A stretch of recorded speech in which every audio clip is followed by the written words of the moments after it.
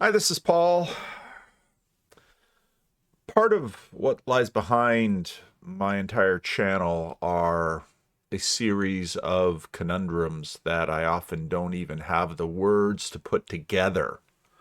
And part of the reason I babble on and on incessantly about just ranges of different things is that I'm trying to find language. I'm trying to get my head around. I'm trying to understand. I'm trying to make my way in this world with some degree of traction and grip, set aside optimal grip. And so today, when I was at our cluster meeting, we had the Multiply conference in Florida, which was very productive, and then had the this last weekend, Christchurch Davis had their little cohort group, a dozen CRC clergy talking about Christchurch Davis's approach to ministry and their vision for what a Christian Reformed church is. And, I shared with them some of the ideas that I have going forward about how to help lead the CRC in this time. I want to make a video about that, but that's not this video. And the challenge, one of the major challenges I think all of us face is the challenge of summation. Now, if you go back in Vervaeke's Awakening from the Meaning Crisis, he has, I believe, if I recall correctly, that series, he has a section on categorization. Categorization is a difficult thing. And in some ways, Jonathan Pageau's entire project is about categorization. What creates a group? What gives it groupness? Why are certain things together? So I've got this lens cap and I've got this little remote control for a little camera mount thing. Do these things fit together? Well, they fit together in terms of they're both plastic. They're both able to be held by me. They both have to do with cameras. And so part of combinatorial explosiveness is, well, how do we group things? So here's the same lens cap, and here's a little mount for a camera. Well, they're both black, but one's metal and one's plastic, and they both have to do with cameras. And then I can take this little plastic USB-C cover, really tiny, and the lens cap, and they're both plastic, and they both sit on my desk. So the difficulty with combinatorial explosiveness is that there's so many aspects to almost everything, but we naturally sort of have these categorizations. And of course, part of the challenge of big bad nominalism is we say that anything goes. And of course, Jonathan Pageau's work is that not anything goes. When there are a group of people together, again, you can look at what he said in Midwestuary when we're asking the question of the spirit of this little corner of estuary. Jonathan says, first, just look at the name, because that will give you an idea of how things hold together. One of the things that we are increasingly asking large language models to do is, in fact, summation. If I go to this video and I click this little AI tool, it will start to give me a summation, concise summary of the video. Introduction, the topic of techno-optimism is being explored. So much passive language.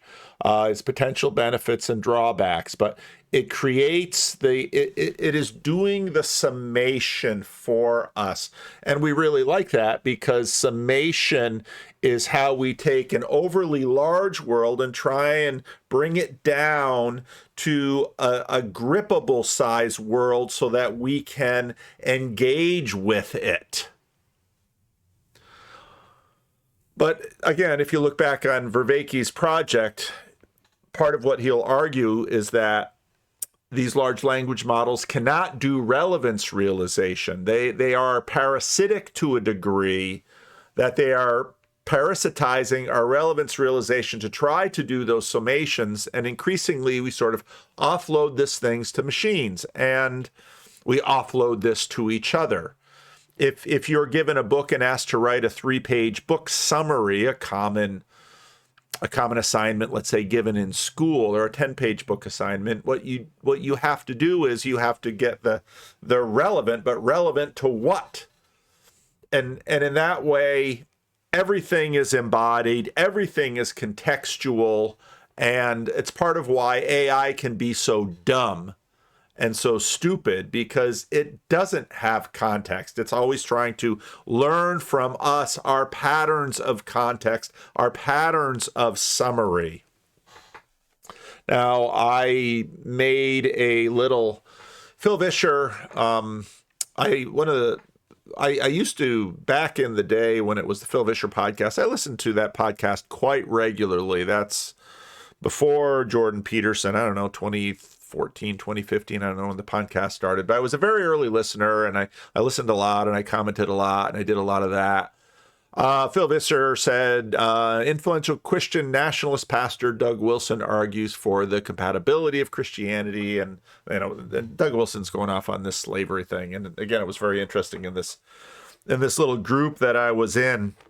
One of the pastors, a bunch of the pastors, basically, why on earth does Doug Wilson say the kinds of things he says about slavery? And then somebody referenced an old book that they had mentioned, that he had mentioned. He gets all these ideas from this book, but this line of argument, what is this doing for him? And of course, in my video yesterday, I said that, picking something like this that irritates and annoys and frightens and grabs attention is a deep part of Doug Wilson's success story. This is how he's talking to Ross Douthat and talking to Sam Harris, and as a major CNN, I mean, he's using this. And, Phil is going on about this. And so I wrote, this tweet is a tremendous example of how Doug Wilson builds his kingdom. It's also a great example of Girardian mimetic rivalry. Doug Wilson is a master troll, whatever you think of his religion or politics, because he gets his rivals to increase his kingdom. Once you see his game and how much it has worked for him, and if you wish to not increase his kingdom, the best strategy would be to simply ignore him. He lodges free rent in the heads of many of his adversaries, and he grows stronger with each high-profile protest. Now, at the same time, again, via Girardian mimetic rivalry, those who protest him play the same game and may be increasing their own kingdom at Doug's expense. This is the Goatgate profilicity game, and I mentioned that in yesterday's video.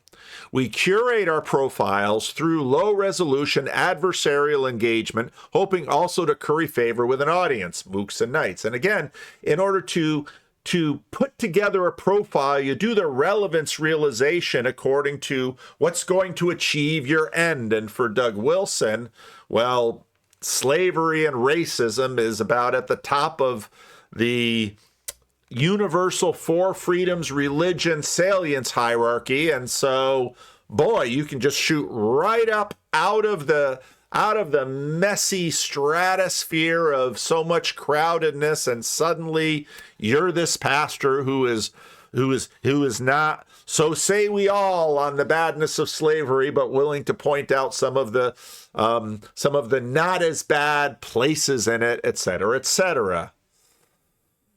We curate our profiles through low-resolution adversarial engagement, hoping also to curry favor with an audience. Do you hate Doug Wilson too? Follow me on Twitter, Facebook, YouTube, Instagram, wherever you're getting your stuff. How much religious code do Doug Wilson and Phil Vischer share? How far apart on the American religious landscape are they really? And now this is where we get into the challenge of summation. Because depending on sort of how we summarize, let's say, and locate Phil Vischer and Doug Wilson, well, they actually have a tremendous amount in common. Phil would identify as a small Orthodox Christian who believes in the Bible, the virgin birth, heaven and hell. He's not likely a post-millennialist, but he believes in the miracles of Jesus, the Trinity, etc., etc. Phil Vischer has done lots of work on the Bible. He did a puppet show. I forget the name of it, but, fun little series on teaching kids the Bible, etc., etc., etc. Yet because of certain other things, which both men would in theory say are further down their ostensible religious value hierarchies, they are bitter enemies. Maybe enemies is too strong. Rivals in this political game. In the process, we actually learn very little about anything. We're just propagandized that Doug is evil and Phil is good. The other way, that Phil is evil and Doug is good. The other supposed game being played about our hierarchies of values, such as heaven and hell, depend on their religious commitments rather than political or historical thinking, gets sublimated at a much deeper level. In other words, well, is Doug Wilson going to hell because he's a Christian nationalist? Now, Phil Vischer's probably not going to say that, but Doug Wilson's this existential threat to the church and Christianity and Christian witness and all kinds of things, according to Phil Vischer, and Doug Wilson will return the favor. But if you say no, but what about if you're, let's say, look at the evangelical framework and you say, well, they believe in Jesus and they've been baptized and they're good church people and they do all this. Well, are they both going to heaven? Are they both saved? But very quickly, because you're focusing over in this other thing, how does this work? And which hierarchy actually is most salient? Lots of things are similarly occluded. Does Doug Wilson call slavery evil? Almost every time he trots out his stupid comments about American slavery, he does. Why does he keep playing this game? Because, again, it works for him in a very specific and powerful level. He sells more books, gains more followers, attracts more religiously curious people, etc., etc. The slavery is evil disclaimer is part of the game, too. But again, so many just keep falling for it on both sides. In the end, this game is like two basketball teams this is what I said in the video, basketball teams that simply refuse to play defense. Both teams are just dunking, running up the score, and both crowds are so excited about how high the score gets. Play stupid games, win stupid prizes. In this case, fame, fortune, social media clout. However, it is nearly impossible to not play in the world of social media if you're going to be involved in any of this. We're all sharing beds with dogs and getting fleas, maybe scratches if you're Tucker Carlson. Even this Twitter thread, an example of what it is protesting. In the process of this thread, less so the video I linked, you've learned almost nothing about Phil Vischer or Doug Wilson. But both, I believe, are good men, faithful to their wives, loving their children, fine Christian people. Okay, summation. Well, what does it mean to be a good Christian man? It means to be faithful to one wife. It means to be good to your children. It means to be loyal to your church and be an elder or a deacon or a pastor and talk about Jesus. Again, all of that, there's a summation, what a good person is or what a good man is, the challenge of summation. If they were neighbors, they would likely share garden tools, have picnics together, and their children would play together. Their wives might have been best friends. They might still have hated each other's politics and gone to different churches and voted for different candidates. All of this is lost in our stupid games and probably shouldn't be. At some level, to the faith, they both profess something in this game that's probably something to ponder. What's the solution? And then so I renamed the Vanderclips channel to Vanderclips and and TLC Indoctrination Stream. I should probably rename the stream too, because what's the opposite of this? Well, a lot of the opposite of this is having longer conversations, getting to know each other. And all of that, now this again poses part of the problem.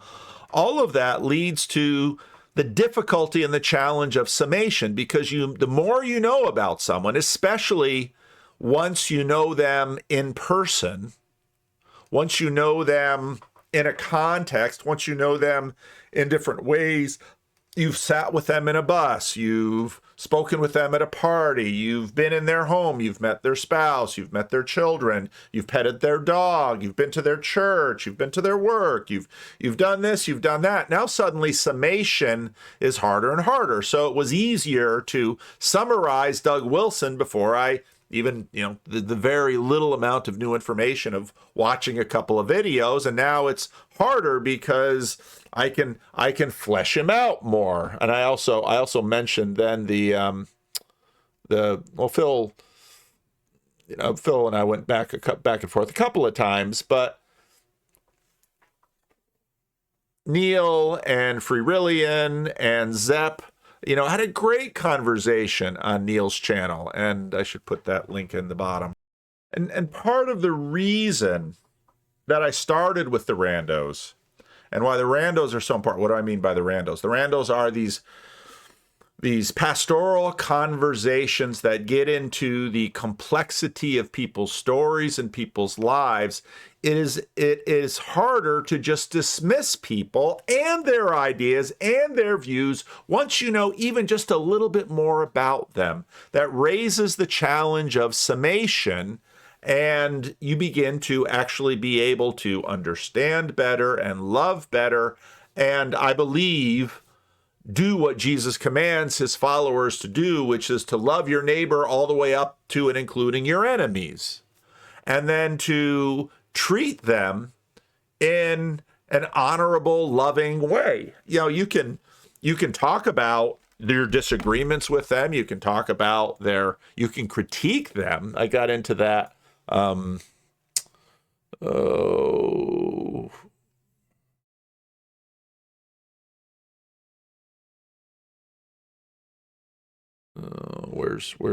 Where's that fork of the thread? Anyway, I got into that, but basically by saying, you can critiquing people and their ideas, especially their ideas and their positions, all that is fine. We've been doing that forever. But, the irony is that probably the people you know best, let's say a spouse or a parent or a child, they're astoundingly difficult to summarize, even though we might say spouse, which is like this grippy thing which categorizes a lot. You probably have the most disagreements with, because you have the most relational landscape with which to disagree upon. And yet at the same time, you might be most hesitant, let's say on a YouTube video or on Twitter or something, to say something against your spouse because you love them and your life is entwined with them. And so, critique is not a bad thing. And hopefully, I have gained much from many critiques of me in YouTube comments, on Twitter, in conversation. We should aspire to be the kind of person that can be critiqued and not suddenly get defensive. Because, as the book of Proverbs says, wisdom is basically listening to those who critique you and benefiting from it, growing it. Now, another great example of the summation is, let's play a little bit of this. You know, Michael, about technology shapes us. And Matthew, you mentioned what the technology does to us. I mean, there's still agency. Of course, no one doubts agency, but that doesn't mean. But because I'm guessing when you say this society's dystopian, and by the way, I'm not a utopian about this at all. I'm probably surprisingly more wary of it. But you're not living a dystopian life, are you? I think I mean, the technology, if it's so right away, okay, we get this word dystopian, and it sort of, grows up with utopia and all the complex history of that word, and then we're going to flip it dystopian, and this guy is leaning on it. It's just, come on, you're sitting in a nice room, you're well fed, you have a home, you have a spouse, you have a life, you have status, you have a career. Dystopian? Controls us, if it shapes us and it has control over us, then you are ipso facto living a dystopian life because that's what we've created. But I'm guessing just by what you don't seem to be living a dystopian life. Oh no, I definitely think I am. No, I mean I'm like Winston Smith going off to visit the junk shop and sit upstairs or whatever, you know. For On a daily basis, you're in a dystopian. You're not the savage in Brave New World hanging out just outside the border. what does the Ayn Rand one do? He has sex in the woods. No, that's Winston too. What I'm trying to go through my dystopias to figure out which I am. But no, I mean I think we all live in a dystopian society, and one of the most horrifying things actually. No, but the question is your life dystopian? Because to call the whole society dystopian, then I guess my life is dystopian too. But there's still this human agency aspect with regard to the technology. Yeah, but hold on.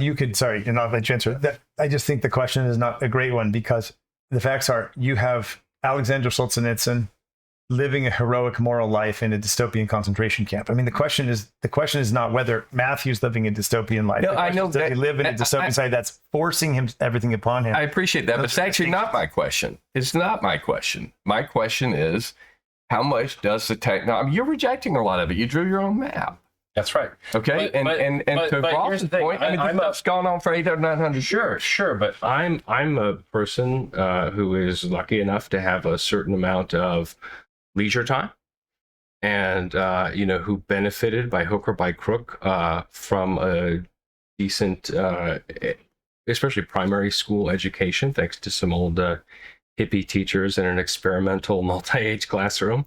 But here's the difference, and this is to me is in some ways the most horrifying aspect of the whole thing.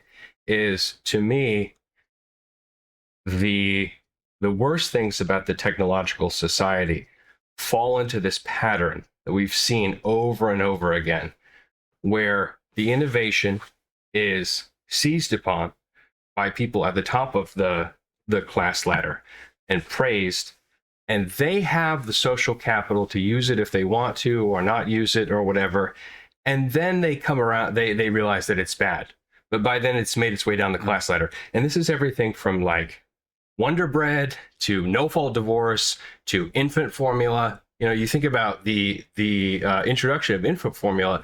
You know, these guys in their lab coats are actually suggesting, as if this were possible, like we've concocted something in a lab that is better than human mammalian mother's milk could ever possibly be for infants, and instead, it's like Puerto Rican women, in New York, who are the last remaining, the people to nurse their children, right? Dominican women, I could tell lots of stories about infant formula in the Dominican Republic. Now we have women who are CEOs of Fortune 500 companies who have suites, full floors as big as this one that just exist for them to go and, put breast milk in bottles or whatever.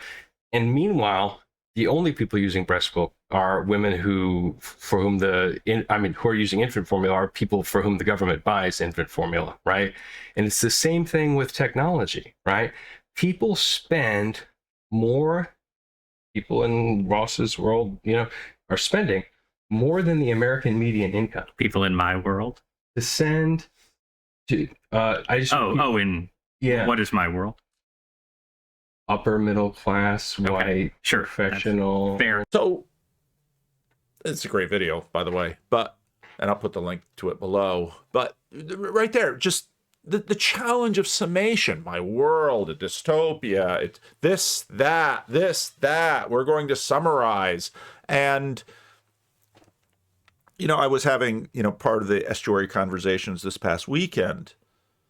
In many ways, we live in this amazing world where we have wealth beyond what people 200-300 years ago could imagine. We have possibilities, we have opportunities, we have so many things, and we have so much freedom, and we have so many options, and we have so many pleasures, and then you might say, yeah, but we have all of these pains. And okay, well, the summation of it, we can't rise above it and summarize it as, from a monarchical vision and say, well, this is, but yet we have to always summarize. We cannot live without implicitly taking summations. Often I've talked about dead reckoning. We just sort of say, how is your life? And even political polling, it's like right track, wrong track. And we have these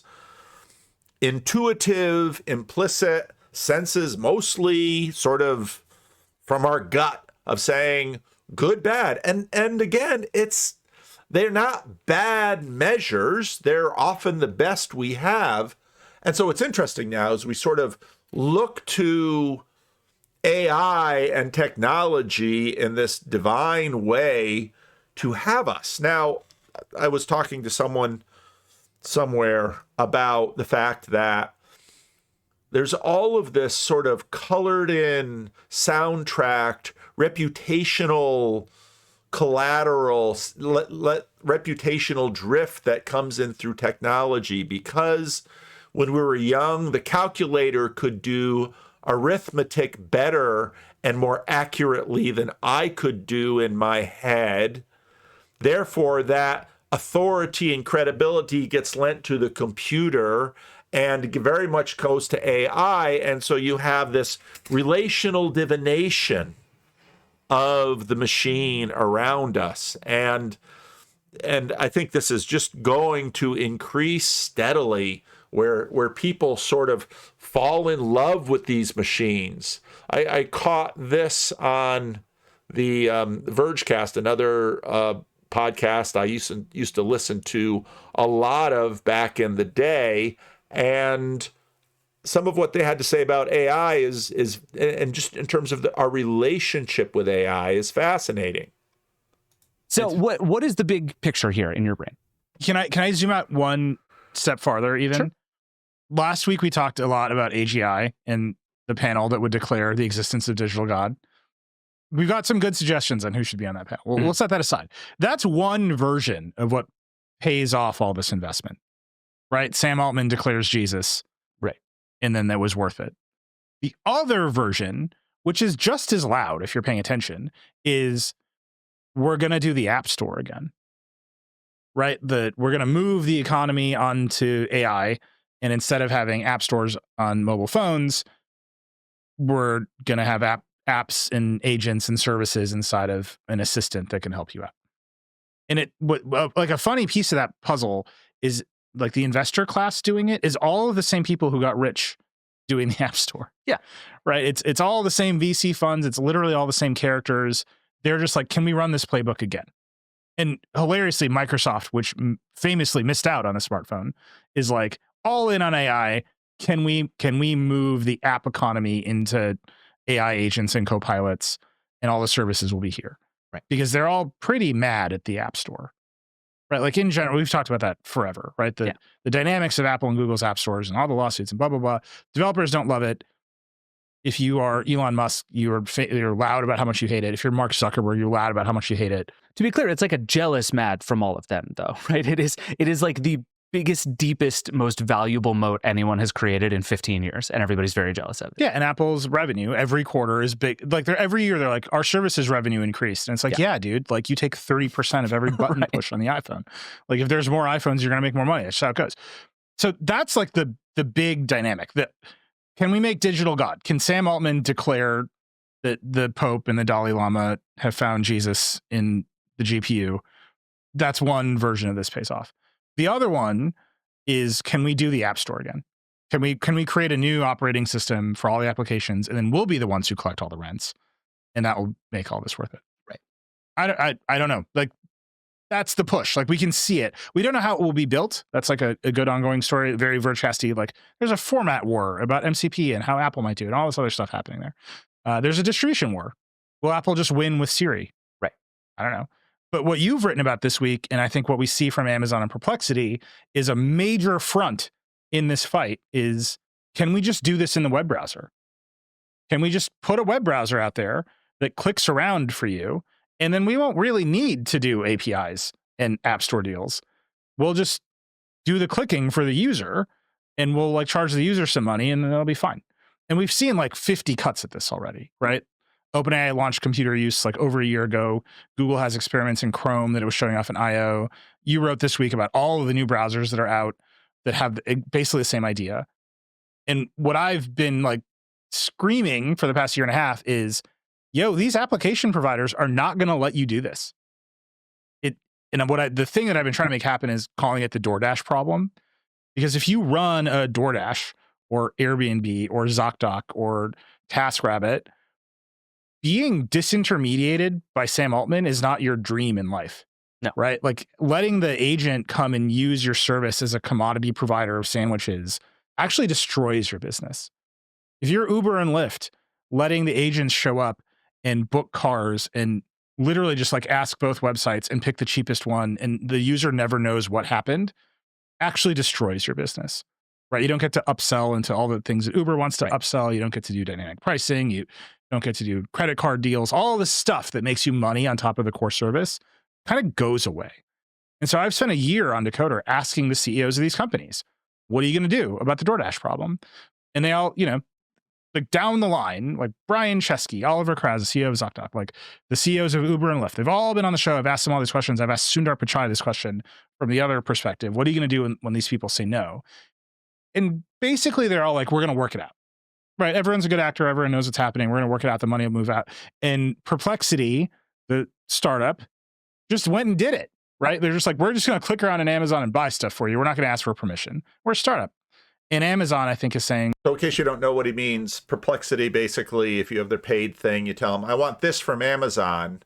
And because increasingly a lot of these prices are generated by, Amazon is watching how many people are clicking and they're tinkering with the prices. Well, then you put the bot in charge of tinkering, and it's bot versus bot, which is where a lot of the stuff is going to go.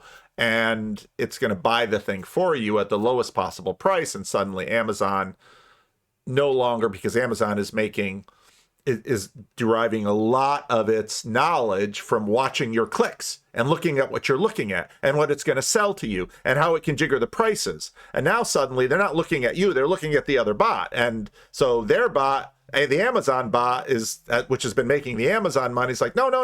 I need to dupe the human. And the human's like, no, the bot is smarter. We're going to have the bot do it. And of course, Perplexity in the middle there is like, oh, they'll pay me to save money to click on Amazon. And this is just the opening salvo of this war. That basically is Nilay Patel's argument. No, we're definitely not going to let you just do this. Like, we are powerful enough to say the Amazon software experience belongs to us. And you are not allowed to just show up on our website with a robot and click around on the behalf of the user unless we agree. And I think there's a lot of ways to look at this.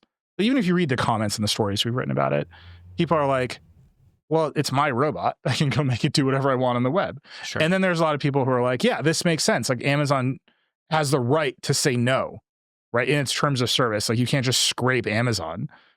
They can say no to other stuff. And then there's should you like pass a fee on? Should it cost more to let the robot shop on Amazon for you? Can Amazon detect that it's Perplexity and charge higher rates to cover the loss it might foresee? Like, there's a lot of ways to cut this, but because it's Perplexity, they didn't make a deal. They just started doing it. And I think Amazon is coming down as hard as it can to basically cut off the idea that this is acceptable at the pass before the deals get made. Yeah, it's fascinating to me that it's Amazon in particular doing that. All right, so I'm going to cut here and go to another piece because that's the context of it, but it's not really the point I wanted to make from this video. All right, I think it's here. That's fine. But like, that's the expectation, right? Right. Like, It the seems like it expectation can is do it anything. can do anything. Yeah. And there's no, should we give the computer our banking information?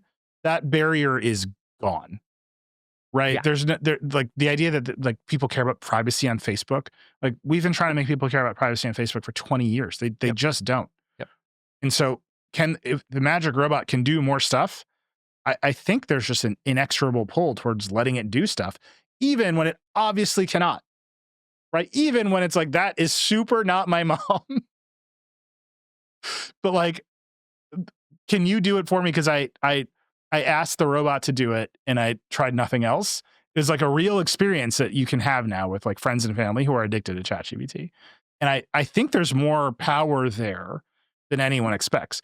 I think whether or not that power is like rightfully situated with Sam Altman is a question a lot of companies are asking themselves. Yes. Right. That's me saying, that's me pointing out that Apple made its Apple Intelligence announcements with OpenAI, but it looks like it's going to go with Gemini. I think Apple thinks Google is a more reliable partner, even though they're competing on what the user interface of the future will be.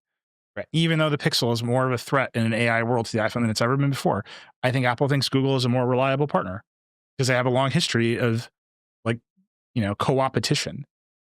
OpenAI, who knows what they're going to do tomorrow? Yep. Like tomorrow, Like, they're like, we took all of your IP and now you can generate any store that you want at Tim Cook. Like, whoops. Yeah.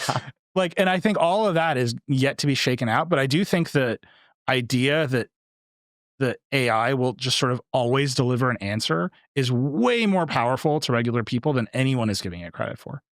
Yes, I agree with that. I've been polling a lot of people in this space recently on like a thing that I can't get over, and it's the thing we've talked about before, which is that like these tools are really fun to use and talk to, and it is like the characters of them are super compelling to people, even though it sucks at most of the activities that you ask it to do. Right, like the person you're talking about, they tried to brighten up a photo, like they probably had a nice time doing that, right? It's like this is a failed experiment, but the like process of doing this with ChatGPT, people like actually have a good time. And the thing I'm coming to realize is that is way more of the game than I realize. Like I keep asking people like, okay, you've made a bot that people like to talk to, but can't do very much. How much runway does being fun to talk to actually get you? And over and over and over, people keep telling me you have like way more than you think. Yeah. It's most of the thing. Like being fun to talk to is actually most of the game. And these things are fun to talk to. When Sam Altman had the big live stream after announcing the Microsoft deal and this stuff, the sort of like questions from the audience were not about the business deals or about frontier capabilities. They were all like, when are you going to take the guardrails off and like really let me bang the robot? Like, yeah.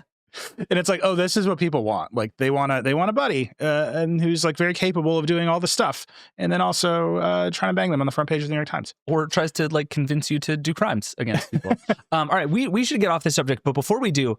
All right. But that point that people really like talking to something that is made to be fun to talk with. And that whether or not it can, because the segment I switched, Nilay was talking about the fact that one of his family wanted to have one of these little things change a photo, and it just dropped a different person, wanted to lighten the skin because the skin wasn't showing up very well in the photo, and just dropped a different person into the photo. And well, there it is. But again, they're fun to talk to. People like talking to it. And it's the summation question. Well, why? Well, is it right? Is it wrong? Well, it doesn't matter. I'm getting the vibes. I'm having the feels. I'm having a good time. People really, really care about that.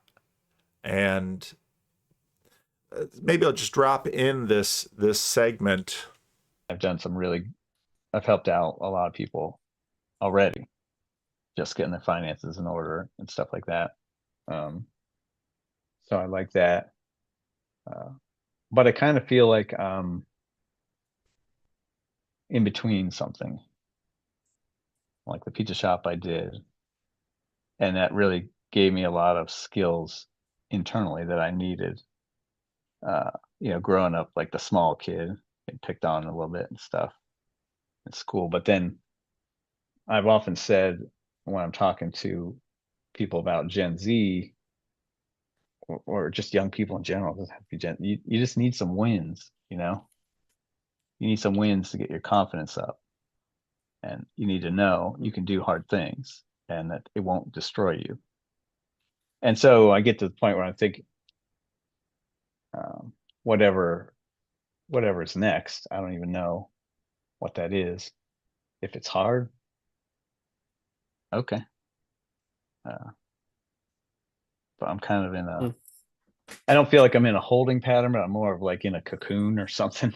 And that's kind of what TLC has been Yeah, I was gonna for say, me a lot. speaking of liminal spaces, Right. where does the little corner of the internet come in? Where does Jordan Peterson, like on your COVID pizza shop timeline? Yeah, I think I probably have the traditional Peterson, Paul, Vervaeke, Peugeot pipeline kind of a story. Saw Peterson, was really interested, but was always like, I don't think this guy's a Christian. Then I saw Paul. I'm like, ah, cool, a pastor. He's talking about Jordan Peterson, and I felt like maybe I could trust him. So started listening to Paul, and then found, Waking from the Meaning Crisis. That just blew my mind, and it kind of reawakened a little bit of uh, philosophical interest that I had. It was somewhat had gone latent. I did a lot of C.S. Lewis in high school and when I was younger, and as I had the shop, I would read. You know, I had to be the weirdest pizza shop owner you've ever met. Yeah, being in the back talking about stuff, talking about spiritual or philosophical things.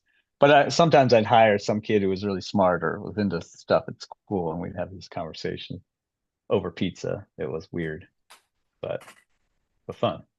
But yeah, and then I just kind of started lurking around the corner, and then was really feeling like I wanted to get more involved, and then went to Midwestern, and I pitched in with Chad at the cookout. I volunteered to do some of that because I figured, food, I can do that. So I helped. Chad was gonna have to cook a bunch of stuff. I'm like, no, I'll cook it, man. You can hang out with people, and that was cool. Um, got to meet Neil there because he was cooking, and Laura, she was a girl from Minneapolis area. Anyway, met some other people, and Midwestern it was great.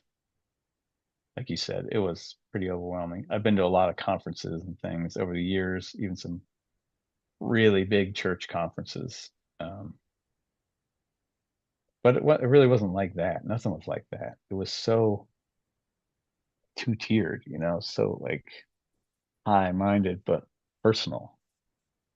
I just loved that. Mm-hmm. I loved it. But yeah, I don't know. I think I kind of went off track from your question about the two ovens and things. I Oh no, definitely, no, it was just, I think my latest one was just about TLC in general, but it would just the algorithm got you. yeah, Basically, is what it sounds like. Yeah. yeah, pretty much. And then, it gets you to a certain point, and then you go out and seek people. And it's a really interesting, I think TLC is a really interesting space. And we talked about this at our estuary on Sunday a little bit, where, you know, what's the antidote to the fragmented scenario we find ourselves in? And you got to find people you trust. You got to find people you that will speak to you and break your frame a little bit, see things from a little bit different angle, but you trust them for some reason, you know. And there's something about TLC where that's how I feel a lot. Um, That's a really interesting question because I feel the same way that there's so many people that I've met that I have very quickly and implicitly trusted. And I'm not really that trusting of a person. right. And when I described, so I talked to a friend of mine from fraternity, and he's actually probably my closest friend. And we still talk occasionally from my fraternity in college. And I mentioned that, my best friend is from this space. It's Chad, and he's 12 years sober, and my fraternity friend was kind of concerned for me. He's like, well, how well do you know this guy? And like, how, do you know you can trust him? And like all this stuff, right? And I'm like, I understand his legitimate concern because I met my best friend on the internet. Like, Right? And I've only known him 2 years, and he's 12 years sober. Like He's like, who wait, are so these people? this guy who wears a luchador mask and like does goofy videos. The big white beard and plays guitar. Yep. That's great. Yeah, But well, yeah, it's funny because I mean, I met Bill, the guy that I drove to Chicago 6 hours with Bill. We talked on Discord for 45 minutes or something. Like, he seems like a good guy. And now he's coming to our estuary. He's great. I don't know. There's something about it. There's something about. I think that somehow is the antidote to the fragmentation. I don't know. I think there's a lot of conversation about how we duplicate it, or where we go from here. But I have no idea. But I mean, I just appreciate the people in the TLC. Like you guys, I like watching channel. Like, oh, Neil, that's got something cool. Nick's on. There's something about it. I mean, even at Midwest Radio, it was such a bizarre thing to be. I mean, I'm naturally introverted, and I just sit down at a table and start talking to people, and then like it's real conversation, like immediately. I sat down, and it was with Gray Hamilton and a guy named Joseph, and it was like we just start chatting. Great conversation, real deep, meaningful. That doesn't happen in the everyday life. What is it that separates us? Like, because I hear you. I mean, I don't know if I think a lot about how to reach normal people, and I also think about it in relation to my own desire. It's like maybe it's okay that they're just having normal lives, doing normal things in a normal way, and I should just let them be, just let them be.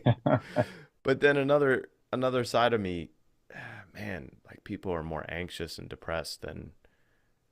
And yeah, I definitely feel a burden to like help people to relieve that pain that people have. It's so common now.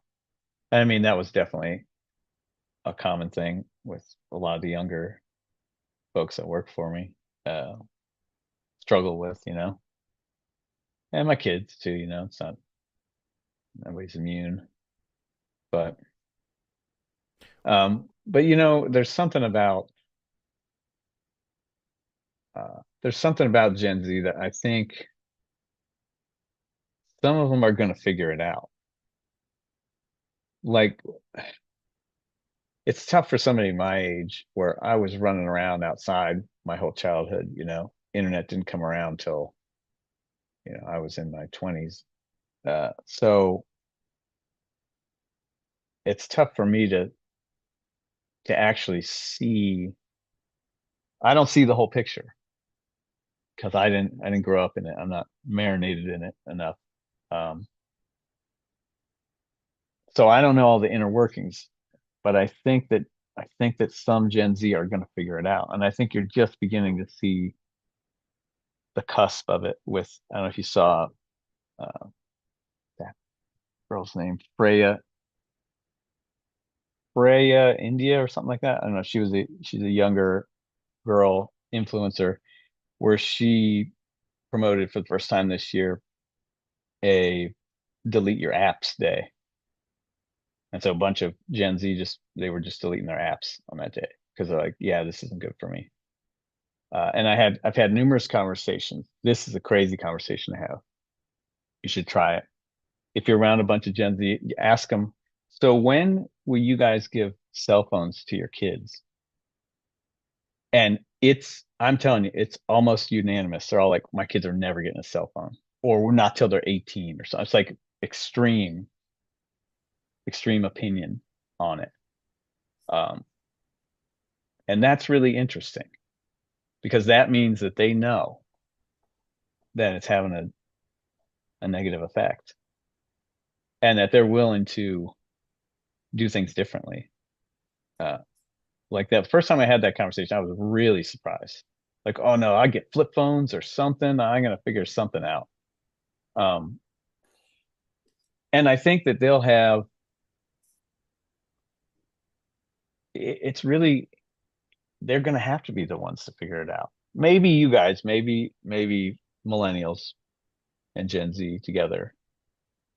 But I'm Gen X, probably not us. Like, I'm a pretty rare Gen X in that we had a computer in our house since 1979, which is like, it was a really, really old, nasty computer. But I grew up with computers, and I had my first computer I bought when I was 13, which is pretty unusual for somebody my age. But even that, like,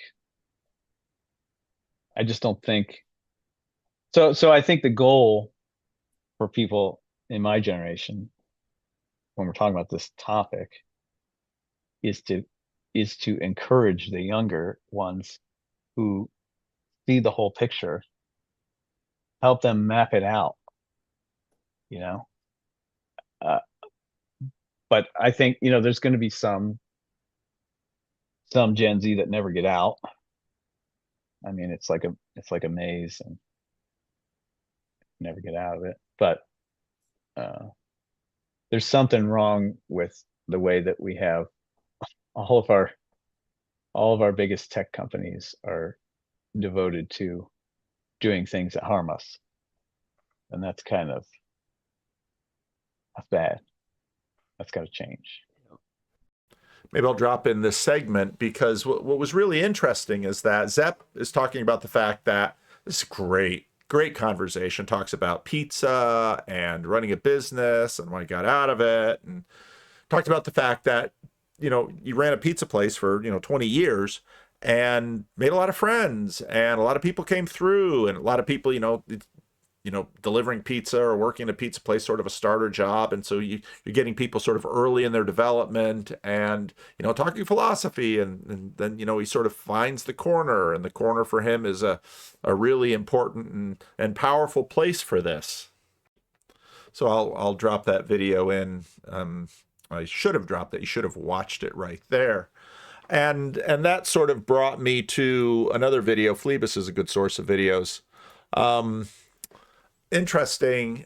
Tara Isabella Burton and David Bentley Hart talking about Paul Kingsnorth against the machine. And one of the first things that's right off the bat is Tara Isabella Burton's cell phone. Cat S22. I don't believe they make it anymore. It's about $50 on Amazon. And it has made me both more productive and infinitely happier. And I don't understand why everyone doesn't have one. That's quite a product pitch. Are they paying you to do this? They are not. But I've been experimenting for a few years now with various iterations of flip phones, or trying to have. There was a while where I only had an Apple Watch because I left my actual iPhone at home in a drawer, and it would sync, and I would talk into it like Dick Tracy in order to text people with voice to text. I tried everything, and this is in part because I am one of those people who will just scroll Reddit all day when given the opportunity.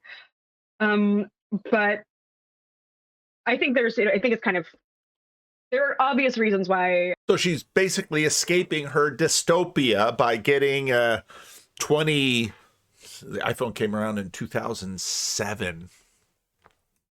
So she's getting, I mean, it's just amazing she can find a provider that can, because usually they destroyed like the 3G. All you've got now is sort of 4G and 5G. And so you'd need a phone that could at least work with 4G. Being on social media is bad, or being addicted to the news is bad, that we don't necessarily need to get into here. But now there again, you have the question of summation. Being addicted is bad. Addicted to the news. Okay, what on earth is the news? Degree to which my work already involves having to be plugged into the attention economy or the discourse is such that I see every minute that I'm not actively forced to do that as precious. And I went flip phone early full flip with this earlier this year, and I haven't looked back. And I'm slowly trying to make as much of my life as possible about not getting rid of access to technology, but being incredibly judicious and tentative about where and how I connect to the internet with all of you. You think Paul Kingsnorth would approve? I read your review of his new book in the Dispatch, and I recommend it to everyone. I had to say, I read it in Galley. I got a Galley of it, and I had pretty much the same reaction, that I warmed to a lot of the analysis and the criticism, but there was something about the payoff, the conclusions that he draws, that I just couldn't follow him there.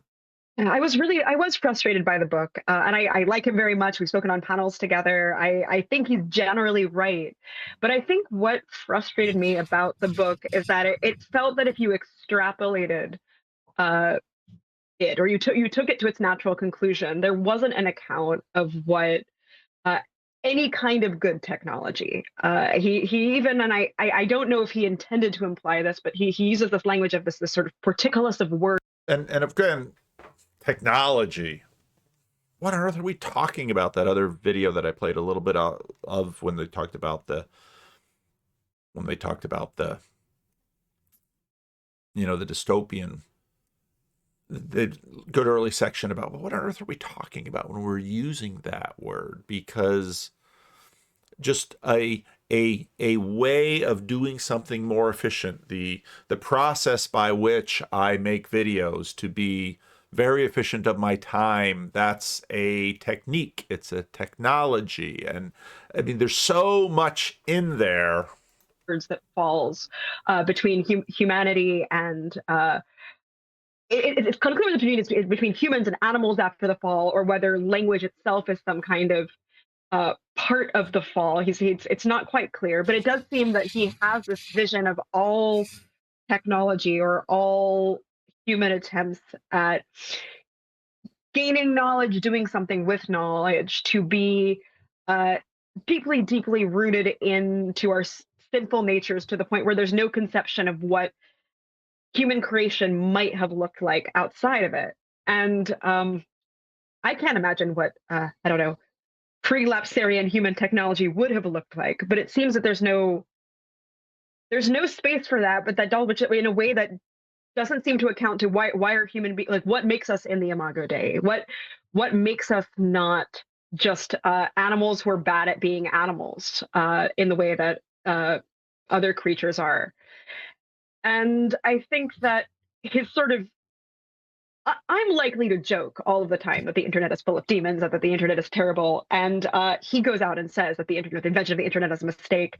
And in reading that, and I think because I wasn't convinced, I realized I disagreed. And I think that we need, perhaps, it is so easy to kind of jokingly say the internet is full of demons and we hate it, that I think that sometimes includes real precision about what are we talking about? What's so wrong with being online anyway? And what's the difference between a kind of technology and the attention hijacking of the contemporary sort of algorithmically driven attention economy, and wanting to be godlike in a way that gives us certain kinds of powers and abilities, which is what a lot of the anti-tech language tends to be about, and the reality of, I think, a lot of life in the algorithmically driven, technologified world, which is that, in fact, we are not only not like gods, we're a bit more useless than ever. And so I think I'm glad to talk about it, only because I think it was a book that, in agreeing with it 50%, made me think more precisely about all the reasons I didn't agree with it. You seem to be talking about Paul Kingsnorth's book, which isn't actually a bad place to start. I also saw it in an advanced copy, and I had apparently the same reaction that each of you did.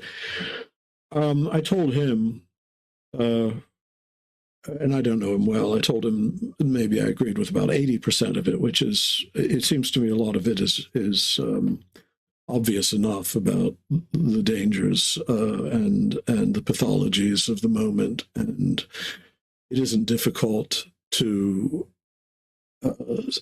see at the moment what it is that he's complaining about. My problems with the book, however, rather like yours, but also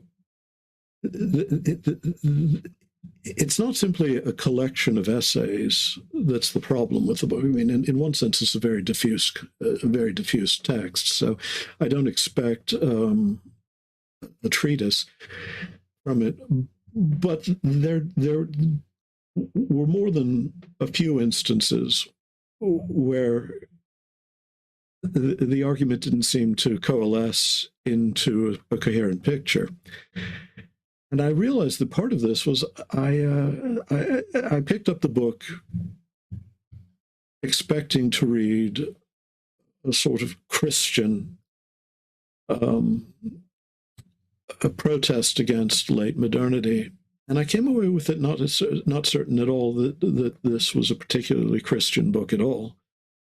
Certainly, there was very little about. All right, so the link to that is below if you want to continue to listen to David Bentley Hart talk about why the book wasn't Christian.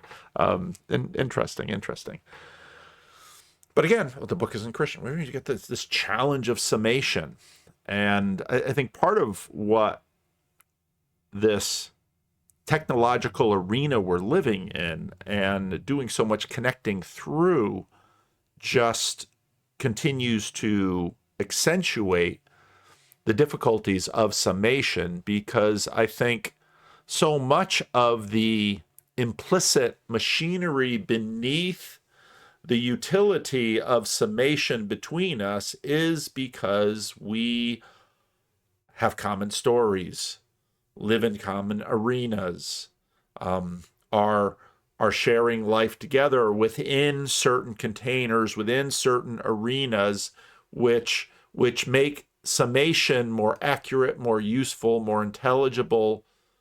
And now via the internet, we're just crossing so many lines, and words are happening so quickly that all kinds of things that perhaps in the past could have easily been paired together now simply seem to perhaps afford a feeling of nihilism, that it doesn't connect, it can't connect, it doesn't hold together. Now both Neil Daedalus and Benjamin Boyce sent me Benjamin's recent conversation with Nick Land, both of them praising it, saying this is very much up the same tree. I haven't had a chance to see it yet. So, maybe if I get some time between today and tomorrow, I don't know how much time I'm going to have. I am completely, November and December are just tight. Maybe a couple words on the estuary cleanup. Mark Parker was here and talked about it on his channel. It was great. We had great estuary meetings. We got a ton of stuff done. Stetson has been continuing to come to church to do more work. We kind of had to pause today because in many ways my council needs to get an idea about vision and purpose before we can get down to the specifics, even of just fixing and rehabbing a couple of rooms. And, there's the question of conferences, and some of that stuff is changing. So, yeah. Anyway, enough for this. I'm out of time. Leave a comment.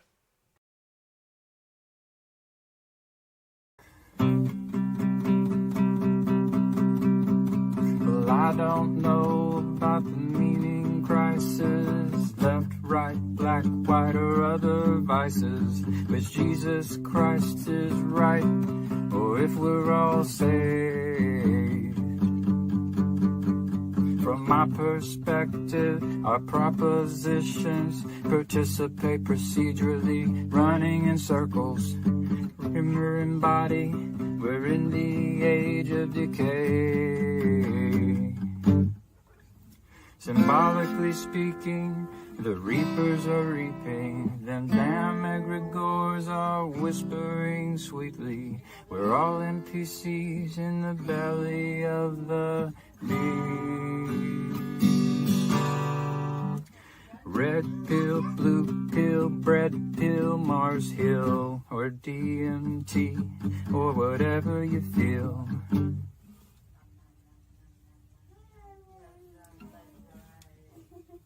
Got one and number two, it's all the same damn thing. So clean your room, repent on Zoom, ontology for dummies, a bird's eye view. 'Cause if you really knew, could you really even say? Totally depraved, all totally saved. A total disposition from the bed we all made. Or is it the elect? Or are we just insane? From John Vervaeke to Jonathan Pajot and Jordan Peterson to the Chris Pacou Show. Paul Vanderklays and Griswold Grimm and all the dice he shakes. This estuary ditty is a little bit cringy, ain't quite the U-shaped or the hero's journey. All the NPCs in the flood treading water to watch you save the day with a bunch of chitter-chatter. From the ortho bros to the Catholic Joes, or atheistic Jobs, to Protestant folks, the Joe Schmoes, and Jewish Jacobs, and everything in between. So love the Lord your God with all your heart and soul, with all your mind and your fingers and toes, all your neighbors too, as if they were your own. So love the Lord your God with all your heart and soul, and with all your mind and your fingers and toes, all your neighbors too, as if they were your own.